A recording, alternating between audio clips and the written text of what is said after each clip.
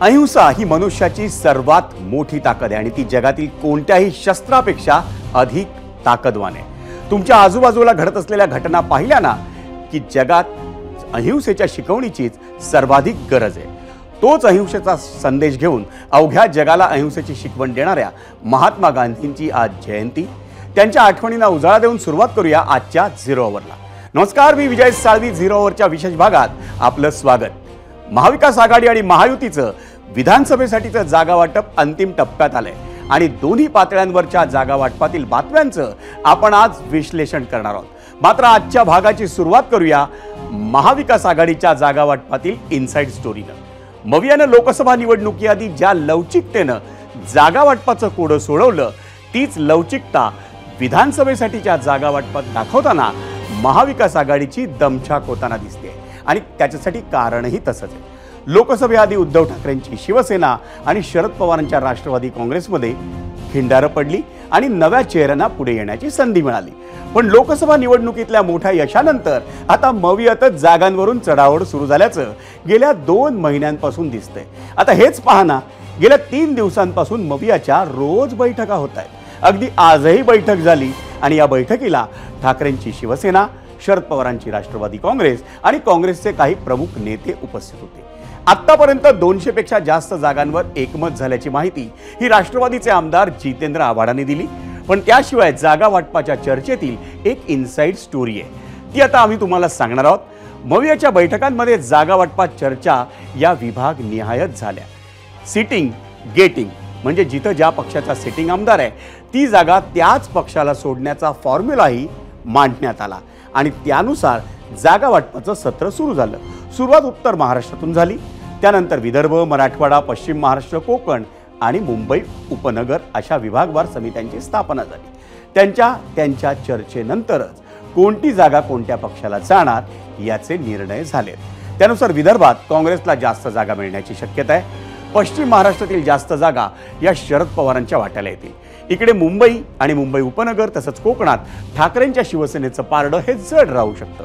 पण असं असलं तरी मुंबईचं कोडं ही मवियाची डोकेदुखी ठरू शकतं आणि तेही अवघ्या 12 जागांमुळे। मंडळी, मुंबई आणि मुंबई उपनगरात मिळून विधानसभेच्या जागा आहेत 36, त्यातल्या 23 जागांचा तिढा सुटलाय आणि त्यानुसार ठाकरेंची शिवसेना ही 13, काँग्रेस 8, राष्ट्रवादी 1 आणि समाजवादी पक्षाला 1 अशा 23 जागांवर मवियात एकमत झालंय। याच जागा वाटपावर आणखी सखोल विश्लेषणासाठी मुंबई काँग्रेसचे माजी अध्यक्ष भाई जगताप आपल्या सोबत असणार आहेत। त्यांच्याशी चर्चा करण्याआधी पाहूयात आपला आजचा पहिला प्रश्न आणि तोच पाहण्यासाठी जाऊयात आपल्या पोल सेंटरला।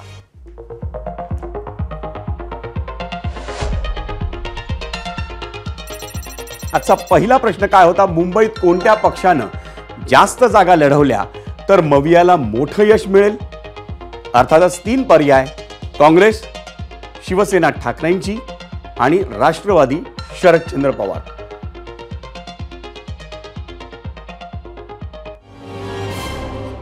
मंडळी, जसं मी आत्ताच सांगितलं की मुंबईतील काही जागांवर मवियात संघर्ष सुरू आहे। त्यातली एक जागा आहे वांद्रे पूर्व, कारण 2019 सालच्या निवडणुकीत वांद्रे पूर्व मतदारसंघात काँग्रेसचे जिशान सिद्दीकी निवडून आले होते। पण त्याच वांद्रे पूर्व मतदारसंघासाठी ठाकरेंची शिवसेना अधिक हळवी होण्याची शक्यता आहे, कारण आजचा वांद्रे पूर्व आणि आधीचा खेरवाडी हा मतदारसंघ 90च्या दशकापासून एकसंध शिवसेनेचा बालेकिल्ला आहे। ठाकरे कुटुंबियांचं मातोश्री निवासस्थान याच मतदारसंघात आहे। 1985 साली बीएमसी निवडणुकीतून पुन्हा भरारी घेणारी शिवसेना ही 1990 साली हिंदुत्वाचा मुद्दा घेऊन विधानसभेच्या निवडणुकीत उतरली आणि पहिल्याच प्रयत्नात शिवसेनेनं तत्कालीन खेरवाडी मतदारसंघ आपल्या ताब्यात घेतला। शिवसेना नेते मधुकर सरपोतदार यांना खेरवाडीनं 1990 आणि 1995 साली विधानसभेवर पाठवलं। पण 1999 आणि 2004 साली काँग्रेसच्या जनार्दन चांदूरकरांनी ती समीकरणं बदलली। त्यानंतर 2009 आणि 2014 साली प्रकाश उपाख्य बाळा सावंतांनी एकसंध शिवसेनेला वांद्रे पूर्वचा बालेकिल्ला जिंकून दिला। प्रकाश सावंतांच्या निधनानंतर झालेल्या पोटनिवडणुकीत तर त्यांच्या पत्नी तृप्ती सावंत यांनी त्या काळात काँग्रेसच्या नारायण राणेंसारख्या तगड्या उमेदवाराचा 19,000 मतांनी धुव्वा उडवला होता। पण 2019 सालच्या विधानसभा निवडणुकीत तत्कालीन आमदार तृप्ती सावंत यांनी केलेली बंडखोरी ही एकसंध शिवसेनेला महागात पडली. शिवसेना भाजप युतीच्या विश्वनाथ माडेश्वरांना काँग्रेसच्या झिशान सिद्दीकी यांच्याकडून 5790 मतांनी हार स्वीकारावी लागली. त्या निवडणुकीत तृप्ती सावंतांना अपक्ष लढूनही मिळालेली 24,071 मतं लक्षात घेतली तर या मतदारसंघात एकसंध शिवसेनेची काय ताकद होती ना मंडळी, ती आपल्या लक्षात येईल. ती ताकद विभागली गेली होती म्हणूनच झिशान सिद्दीकी आमदार म्हणून निवडून आले. तेच झिशान सिद्दीकी आता काँग्रेसमधून अजित पवारांच्या राष्ट्रवादीच्या वाटेवर आहेत. त्यात एकसंध शिवसेनेत आता ठाकरे आणि शिंदे असे 2 गट झाल्यानं झिशान सिद्दीकी यांची आशा पुन्हा उंचावली आहे. पण शिंदेंच्या शिवसेनेतून कुणाल सरमळकरांनी महायुतीच्या तिकिटासाठी त्यांचा मार्ग अडवून धरलाय.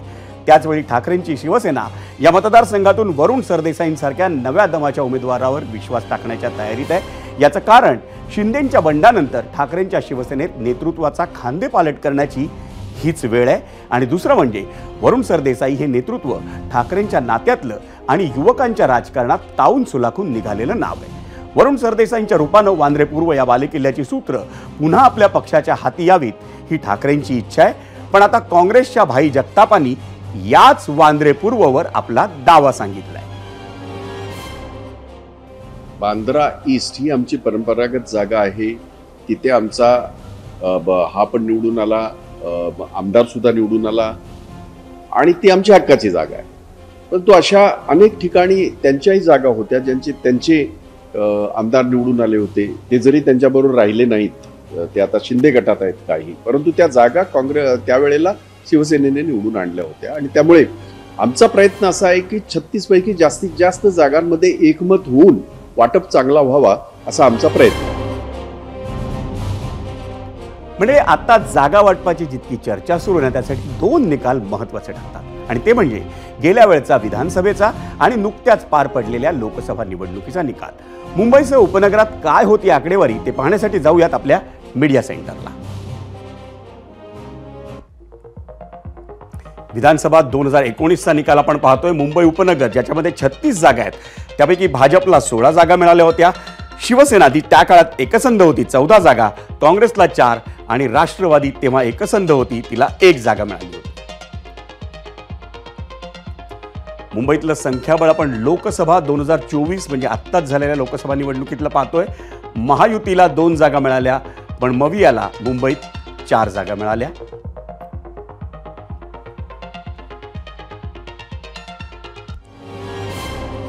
आणि लोकसभा निवडणुकीच्या याच निकालामुळे महाराष्ट्रात महाविकास आघाडीचा कॉन्फिडन्स चांगला वाढलाय, त्यातही प्रामुख्याने काँग्रेसचा.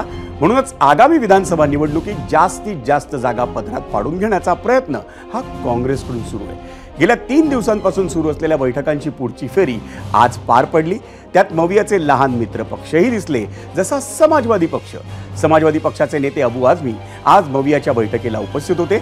या बैठकीनंतर काँग्रेस प्रदेशाध्यक्ष नाना पटोले, शरद पवारांच्या राष्ट्रवादीचे आमदार जितेंद्र आव्हाड आणि अबू आझमी या तिघांनी काय प्रतिक्रिया दिल्यात आपण त्याही पाहू. आज आता आमचे जे मित्र पक्ष आहेत, कम्युनिस्ट आहे,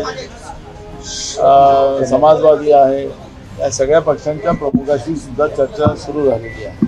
आमचा प्रयत्न आहे की दसऱ्यापर्यंत हे कसं पूर्ण नेता येईल, त्यामुळे त्यासाठी प्रक्रिया सुरू आहे. तेव्हा ज्या अर्थी छोटे पार्टनर आलेत त्या अर्थी मोठ्या पार्टनरांनी सेटलमेंट केलेली है.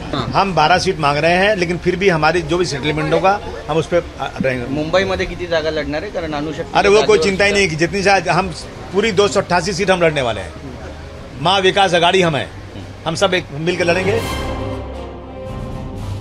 आपण ऐकलं नाना पटोलेनं, आपण ऐकलं जितेंद्र आव्हाड आणि आपण ऐकलं अबू आझमीन. आणि याच विषयावर होता आपला आजचा पहिला प्रश्न आणि त्यावर महाराष्ट्रानं काय प्रतिक्रिया दिल्यात ते पाहणार आहोत आपण.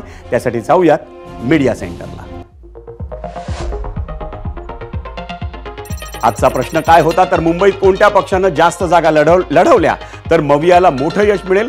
पर्याय अर्थातच 3 दिले होते: काँग्रेस, शिवसेना ठाकरे आणि राष्ट्रवादी शरदचंद्र पवार.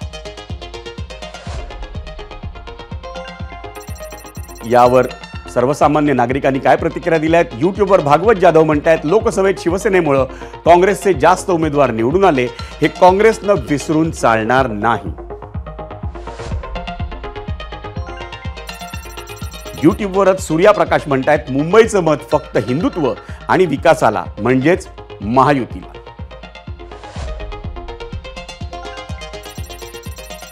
यूट्यूबवरच लक्ष्मण क्षीरसागर म्हणतायत ठाकरे आणि मुंबई हे समीकरणच बनलंय, त्यामुळे महाविकास आघाडीनं मुंबईमध्ये ठाकरे यांचे म्हणणे ऐकून घेतले पाहिजे, तरच मवियाची किंमत राहील.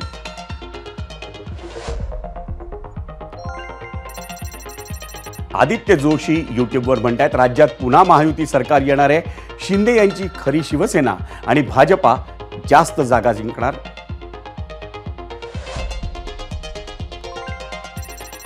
यूट्यूबवरच विकास फापळे म्हणतायत मुंबईत ठाकरे गट, पश्चिम महाराष्ट्र आणि मराठवाड्यात पवारसाहेब आणि विदर्भात काँग्रेस असं जागा वाटप झालं तर मवियाला फायदा होईल. फेसबुकवर दीपक लोखंडे म्हणतायत काँग्रेस राष्ट्रीय पक्ष आहे, काँग्रेसनं स्वबळावर निवडणूक लढवावी आणि 100 जागा जिंकाव्या.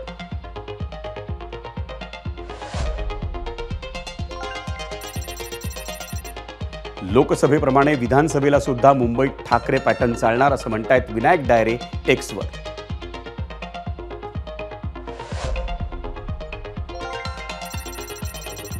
इंस्टाग्रामवर किशोर फरडे म्हणतायत शिवसेना, पण जागा दिल्या पाहिजेत ना.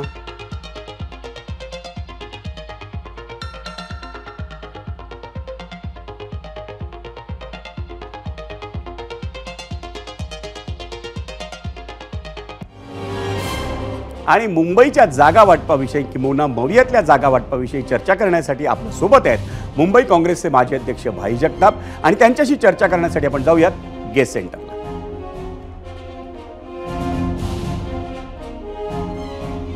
भाई, तुमचं स्वागत आहे एबीपी माझाच्या या खास कार्यक्रमात ज्याचं नाव आहे 0 आवर. भाई, खरं तर मवियाकडून लोकसभेच्या नंतर जो निकाल जाहीर झालाय त्यानंतर आता विधानसभेसाठी जागा वाटपाची चर्चा सुरू झाली आहे. तुम्ही स्वतः मुंबईचे माजी अध्यक्ष काँग्रेसचे या नात्याने त्याच्या मुंबईसाठीच्या समन्वय समितीत आहात. मुंबईचं कोडं नेमकं सुटलंय का आणि त्याचा काय प्रश्न आहे आता अजून? नक्कीच असं आहे की आपण ज्या बातम्या दाखवल्या त्या खऱ्या आहेत की गेली 2 दिवस महाराष्ट्राच्या जागा वाटपाच्या बाबतीमध्ये चर्चा सुरू आहेत. आमचे नेते महाराष्ट्र प्रदेशचे अध्यक्ष नाना पटोलेजी असतील, बाळासाहेब थोरात, पृथ्वीराजजी चव्हाण, विजय वडेट्टीवार, आणखीन बंटी पाटील, असे आमचे सगळे नेते त्या चर्चेमध्ये होते आहेत आणि सगळ्या पक्षाचे तिथे महाविकास आघाडीचे नेते सगळे होते. मुंबईसाठी वेगळी कमिटी नियुक्त झाले, आपल्याला ती माहिती आहे सुद्धा. मुंबईच्या अध्यक्षा खासदार वर्षाताई गायकवाड, मुंबईचा माजी अध्यक्ष म्हणून मी भाई जगताप आणि मुंबईचे माजी मंत्री म्हणून असलम शेख, आमच्या तिघांची कमिटी 36 जागांचा जो मुंबईचा जागा वाटप आहे त्याची चर्चा आम्ही करतो. आणि आमच्या 2-3 बैठका झाल्या या बाबतीमध्ये आणि अतिशय चांगल्या वातावरणामध्ये बऱ्यापैकी आम्ही त्याच्यामध्ये पल्ला गाठलेला आहे. अगदीच तुम्हाला सांगायचं झालं तर 13 जागा शिवसेनेच्या आम्ही मान्य केलेल्या आहेत, काँग्रेसच्या 8 जागा मान्य झालेल्या आहेत, आणखीन राष्ट्रवादीची 1 जागा मान्य झालेली आहे, समाजवादीची 1 जागा मान्य झालेली आहे. अशा पद्धतीने 24 जागांचा 36 पैकी 24 जागांचा तिढा हा सुटलेला आहे. 12 जागा ज्या आहेत त्याच्या बाबतीमध्ये आता ह्या 1-2 दिवसामध्ये बैठका परत सुरू होतील आणि काही ठिकाणी वाद आहेच, तो असणारच, कारण त्यांनी दावा सांगणं आम्ही दावा सांगणं हे क्रमप्राप्त आहे. परंतु कसल्याही प्रकारचं वितुष्ट न होता अतिशय सामंजस्यपणे आमचा हा मुंबईच्या 36 जागांचा तिढा सुटेल या बाबतीमध्ये मी आशावादी आहे. आणि समजा एखाद्या वेळेला जर एखाद्या ठिकाणी आम्ही अडलो, म्हणजे त्यांना वाटत असेल की इथे त्यांना पाहिजे, काँग्रेसला वाटत असेल की आम्हाला पाहिजे, आणखीन इतर पक्षांना वाटत असेल तर ते आम्ही पेंडिंग ठेवणार आहोत.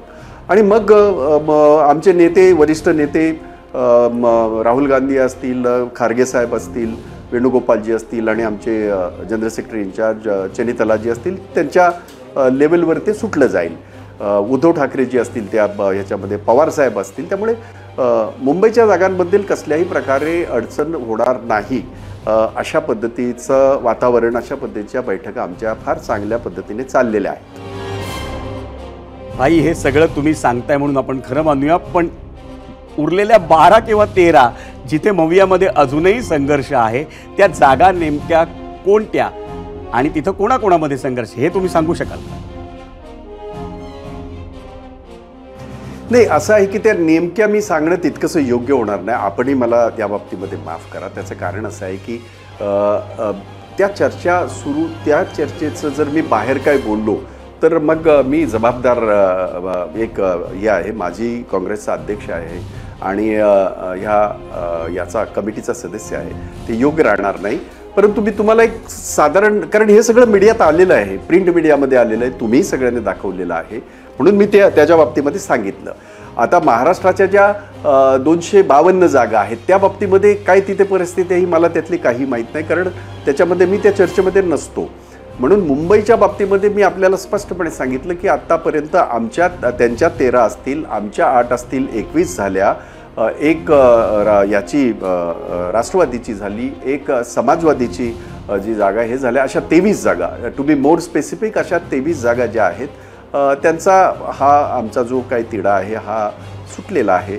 उर्वरित 12-13 जागा ज्या आहेत त्याच्या बाबतीमध्ये चर्चा सुरू आहे. भाई, आपली ही चर्चा आहे ना, ही चर्चा केवळ मुंबईतल्या जागांविषयी सुरू आहे. आपण आत्ता तरी महाराष्ट्रातल्या जागा वाटपाचा विचार करत नाही आहे, पण आम्ही असं ऐकलं की तुम्ही स्वतः मुंबईतल्या वांद्रे पूर्व विधानसभा मतदारसंघातून निवडणूक लढवण्यासाठी इच्छुक आहेत. काय आहे तुमच्या मनात? हो, 100% आग्रही आहे. मी फॉर्म भरलाय माझ्या पक्षाचा. मी वांद्रे पूर्वमध्ये मी फॉर्म भरलेला आहे. वांद्र्यामध्ये मी राहतो. आपल्याला आठवत असेल की मी लोकसभेसाठी सुद्धा मी त्या साऊथ सेंट्रलमधून, नॉर्थ सेंट्रलमधून, आपल्या उत्तर मध्यमधून मी मागितलं होतं, जिथे आज वर्षाताई गायकवाड आमच्या ह्या आहेत, खासदार आहेत. मी मागितलं होतं, त्यांनी मागितलं होतं, अनेक लोकांनी मागितलं होतं. त्यामुळे बांद्रा पूर्व बाबतीमध्ये मी माझा फॉर्म भरला आहे. अनेक माझ्या सहकार्यांनी, इतरही सहकार्यांनी भरला. त्यामुळे आम्ही बांद्रा पूर्व बाबतीमध्ये आम्ही आग्रही आहोतच. थेट सांगितलं तुम्हाला. भाई, खरं तर आहे ना, वांद्रे पूर्व हा मतदारसंघ ठाकरेंच्या शिवसेनेचा बालेकिल्ला मानला जातो. अगदी 1990 सालापासूनचा जर इतिहास आपल्याला काढायचा जर झाला ना, तर जनार्दन चांदूरकरांच्या 2 टर्मचा जर आपण अपवाद वगळला तर इथे कायम शिवसेनेचे उमेदवार निवडून आलेले आहेत. 2019 साली जिशान सिद्दीकी जरी निवडून आलेले असले तरी त्यावेळेस शिवसेनेच्या, त्या काळातल्या एकसंध शिवसेनेचे 2 उमेदवार उभे राहिले आणि त्यांच्यात झालेल्या मताच्या विभागणीमुळे जिशान सिद्दीकी तिकडे निवडून आले होते. त्यामुळे यावेळी ठाकरेंची शिवसेना वांद्रे पूर्वसाठी आग्रही आहे. यावर तुमचं काय असणार म्हणणं? नाही, काही जरी असलं तरी आपण एक गोष्ट लक्षात घ्या की बांद्रा ईस्टच्या बाबतीमध्ये, बांद्रा पूर्वच्या बाबतीमध्ये स्वातंत्र्य काळापासून आजपर्यंत 1, 2, 3 वेळा सोडलं तर ही जागा सातत्याने काँग्रेस जिंकत आलेली आहे. 1993 साली ज्या दंगली झाल्या त्याच्या पार्श्वभूमीवर सरपोतदारजी तिथून निवडून आले, त्याच्यानंतर बाळासावंत तिथून निवडून आले. बाळासावंतांचा मृत्यू झाल्यामुळे त्यांची पत्नी तिथून निवडून आली. हे खरं आहे. हे 2-3 प्रसंग सोडले तर बाकी सातत्याने तिथे काँग्रेस जिंकत आलेली आहे. आणि आता सुद्धा मागच्या वेळेला 2019 मध्ये तिथे काँग्रेसचाच कॅन्डिडेट जिशान सिद्दीकी हे जिंकून आले होते. त्यामुळे ती आमची जागा आहे आणि आम्ही त्याच्या बाबतीत आग्रही आहोत. भाई, लोकसभा निवडणुकीच्या निकालानंतर मुंबईतली काही गणितं बदलली आहेत. त्याचा प्रभाव तुम्हाला विधानसभेसाठीच्या या जागा वाटपावर पडलेला दिसतो का? नाही, असं काही म्हणता येणार नाही. त्याचं कारण आपल्याला एक गोष्ट सांगतो की महाविकास आघाडीमध्ये कसल्याही प्रकारचा वाद होणार नाही. मुंबईमध्ये आम्ही जेव्हा पहिली बैठक झाली त्यावेळेला आम्ही सूचित केलं त्या गोष्टीचं आणि आम्हालाही भान आहे की मुंबईमध्ये शिवसेना, उद्धव साहेबांची शिवसेना ही मोठा भाऊच असेल. पण आमचं त्यांना तेवढंच म्हणणं आहे की लहान भाऊ म्हणून आम्हाला सन्मानाने वागवा, आम्हाला सन्मानाने जागा द्या, अशा पद्धतीची आम्ही मागणी केली आहे. आणि म्हणून आम्ही काही गोष्टींवर, काही जागांवर आग्रही आहोत, ते सुद्धा काही जागांवर आग्रही आहेत. पण ते सगळं हे मी जेवढं काय मी म्हणतोय त्याच्यातनं वाद किंवा अशा प्रकारची परिस्थिती निर्माण होणार नाही. चर्चेने ते सगळे प्रश्न सुटतील आणि समजा त्याच्यातले एका दोन जर जागा अशा राहिल्या तर मी म्हटल्याप्रमाणे की त्या आमच्या वरिष्ठ नेते मग स्वतः उद्धव साहेब याच्यात लक्ष घालतील, स्वतः खारगे साहेब लक्ष घालतील, चेनीतलाजी घालतील, KC वेणुगोपालजी घालतील, पवार साहेब आहेत. त्यामुळे हे सुटेल सगळं, हे गणित सुटेल. आपल्याला चमचमीत बातमी नाही मिळणार आमच्याकडनं. हे सगळं जरी तुम्ही म्हणत असलात ना भाई, तरी हा प्रश्न मी पुन्हा एकदा फोड करून विचारतो. लोकसभा निवडणुकीत ठाकरेंच्या शिवसेनेला काँग्रेसमुळं अल्पसंख्याकांची मतं मिळाली असं एक म्हटलं जातं. तर त्या पार्श्वभूमीवर हा माझा प्रश्न होता. म्हणूनच त्या प्रश्नावर तुमचं मत अधिक सविस्तरपणे जाणून घ्यायला मी इच्छुक आहे, कारण त्याचा विधानसभेच्या निवडणुकीच्या जागावाटपावर प्रभाव पडलाय का असं मला विचारायचं होतं. नाही, असं आता ठीक आहे, तुम्ही आपण सगळे पत्रकार आहात, ज्येष्ठ पत्रकार आहात, आपण आपल्या पद्धतीने त्याचं विश्लेषण करा. परंतु मी आपल्याला नम्रपणे सांगू इच्छितो की लोकसभेमध्ये ठाकरेंना जशी काँग्रेसची मदत झालेली आहे तशीच काँग्रेसला सुद्धा ठाकरेंची मदत झालेली आहे, शिवसेनेची मदत झालेली आहे, राष्ट्रवादीची मदत झालेली आहे. आणि म्हणून महाराष्ट्राने जो एक चमत्कार घडवला, चमत्कार म्हणण्यापेक्षा महाराष्ट्राने मोदीजींच्या जो काय गेली 10 वर्ष जो काय कार्यकाळ झाला, ज्या पद्धतीने देशाचं वाटोळं केलंय त्याच्यामध्ये सडेतोड उत्तर देण्याचं काम महाराष्ट्राने केलं. त्याच्यामध्ये काँग्रेसने 13 जागा स्वतः जिंकल्या. सांगलीची जागा जरी ती अपक्ष लढली तरी विशाल आता काँग्रेसमध्ये आलेले, 14 जागा आम्ही जिंकलो. उद्धवजी सुद्धा तिथे 9 जागांवर यशस्वी झाले. त्यामुळे एकमेकांची आम्हाला मदत झालेली आहे. कधीही असा कोणी दावा केला नाही आणि करूही नये की फक्त आपल्या ताकदीमुळे आपण काहीतरी जिंकून आलो, कारण तशी परिस्थिती नाही. आणि आपल्याला सगळ्यांना माहिती आहे, आपण सगळे जाणकार आहात की महाराष्ट्रामध्ये 1985 पासून आजपर्यंत अशा पद्धतीची सरकारं, ज्याला आघाडी म्हणा किंवा त्याला महाविकास आघाडी म्हणा किंवा अशा पद्धतीने होतच आली.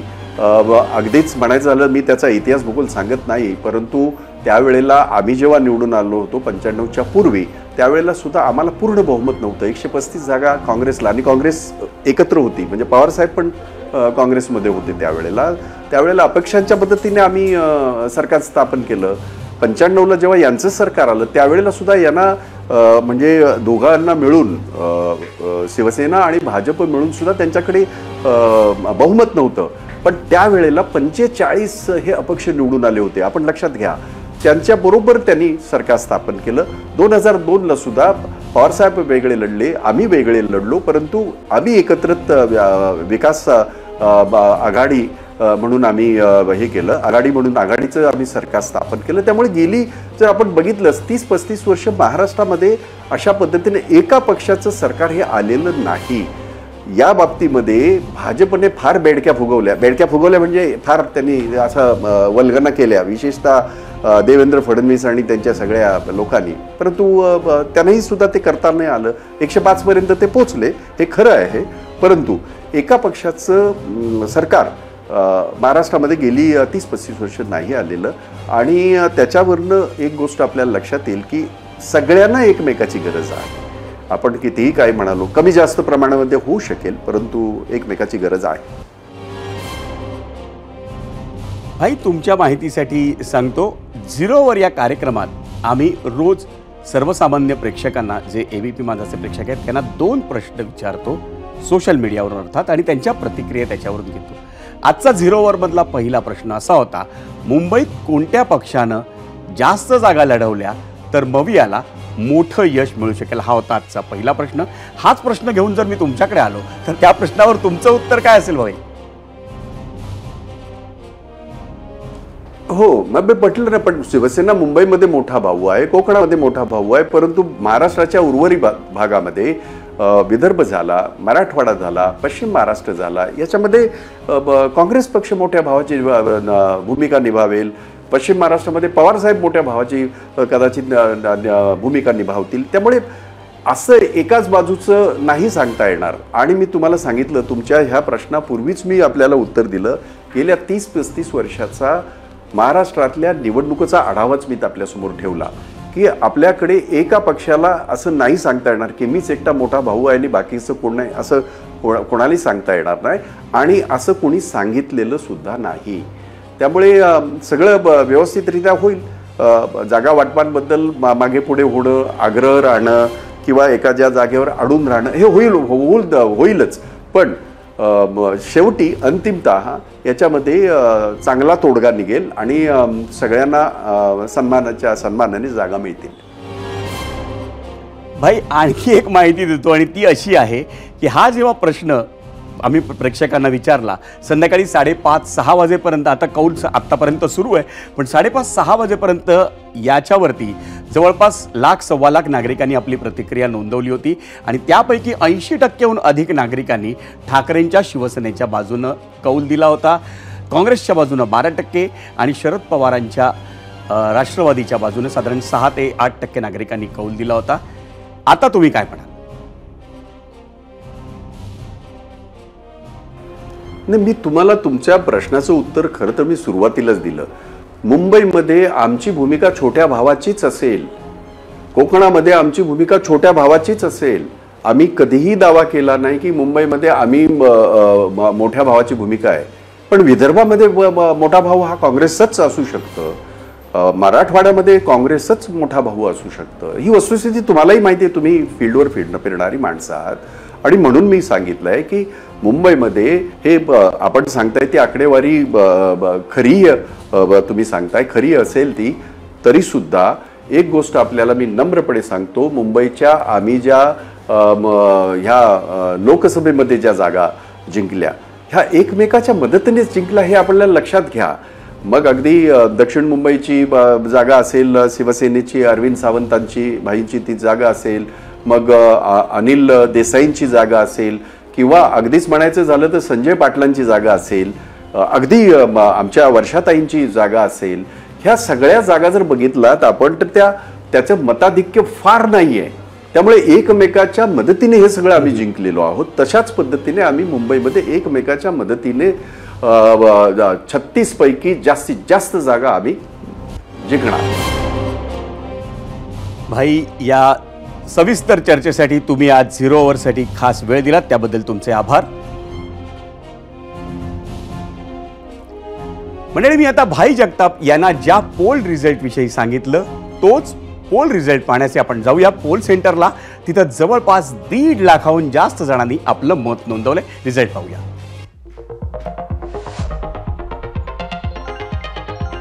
प्रश्न होता मुंबईत कोणत्या पक्षानं जास्त जागा लढवल्या तर मवियाला मोठं यश मिळेल. एकूण मतमंडळी युट्यूबवर आलेली आहेत 1,58,000. त्यापैकी काँग्रेसला कौल दिलाय 10% नागरिकांनी, ठाकरेंच्या शिवसेनेच्या बाजूनं 79% नागरिकांनी कौल दिलाय आणि राष्ट्रवादी शरदचंद्र पवार पक्षाच्या बाजूनं 11% नागरिकांनी कौल दिलाय.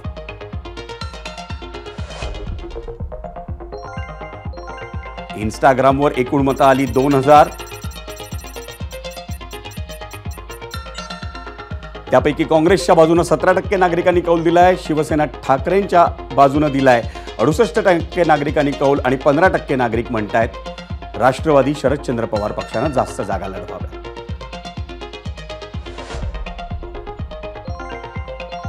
फेसबुकवर हाच प्रश्न विचारला, 1,700 मतं आली. काँग्रेसच्या बाजूनं 10% नागरिकांनी कौल दिलाय, ठाकरेंच्या शिवसेनेच्या बाजूनं पुन्हा एकदा 79% नागरिकांनी कौल दिलाय आणि 11% नागरिकांनी कौल दिलाय तो शरद पवारांच्या राष्ट्रवादीच्या बाजूने. आणि एक्सवर काय दिसतोय आपल्याला कौल तो पाहूयात, थोड्याच वेळात मिळेल आपल्याला कौल. काँग्रेसच्या बाजूनं 20% नागरिकांनी कौल दिलाय, 73% नागरिक म्हणतायत ठाकरेंची शिवसेना आणि 7% नागरिकांनी कौल दिलाय शरद पवारांच्या राष्ट्रवादीच्या बाजूने. आणि मंडळी, जेव्हा जेव्हा युती आघाड्यांचं राजकारण होतं ना तेव्हा त्या सगळ्या पक्षांसमोर सर्वात मोठं आव्हान असतं ते निवडणुकांमधलं जागा वाटप. आणि तेच कोडं सोडवण्यासाठी सगळ्यात महत्त्वाची ठरेल ती राजकीय लवचिकता. त्यात ज्याला कोणाला लवचिकता दाखवता येईल, जी कोणती आघाडी वेळप्रसंगी 1-2 जागांवर तडजोड करेल, तेच अलायन्स जागा वाटपाचा तिढा सोडवू शकेल आणि परिणामी सत्तेचा विडाही उचलेल. एबीपी माझा, उघडा डोळे बघा नीट.